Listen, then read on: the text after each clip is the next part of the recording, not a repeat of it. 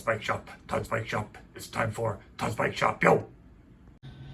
So this is a post first ride review of the HardHeaded Ram 203mm Centerloc disc brake for mountain bikes.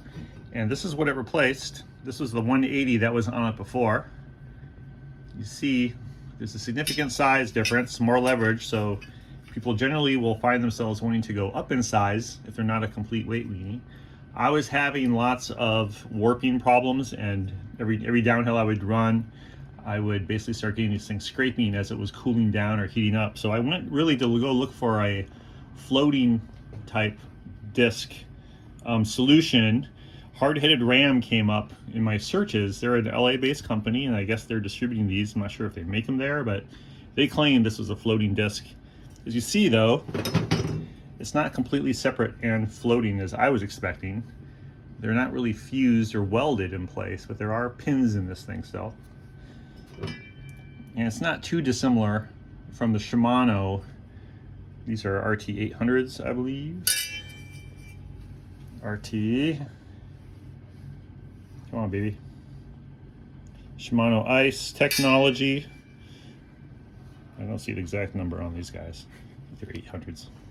But the 180 versus the 203, quite a significant size difference. As usual, we put this on with our favorite tool. I took this off just to show you here. Oh, should we weigh it? So before we put this on, let's weigh them again. I do this every time I swap parts out that seems significant.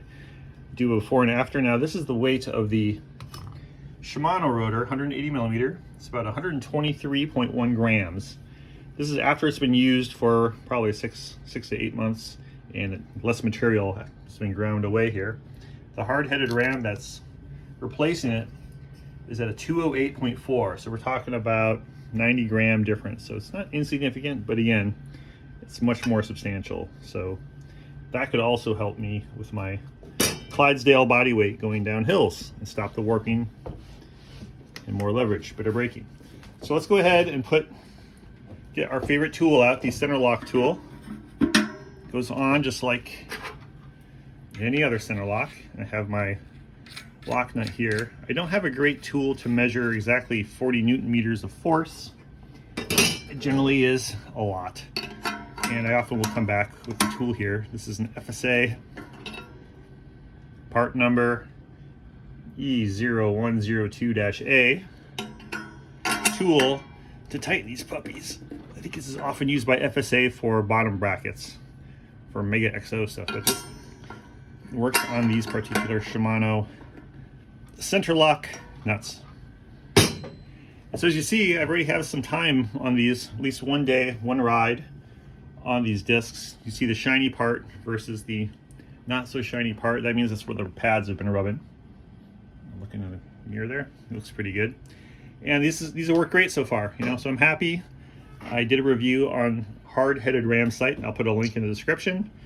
And I recommend you give them a try. They're an LA-based company, and it's nice to have an alternative besides Shimano and Magura. I have a 203 Magura we could weigh. That thing weighed probably 400 to 500 grams when I did the weight on that one. So that's it.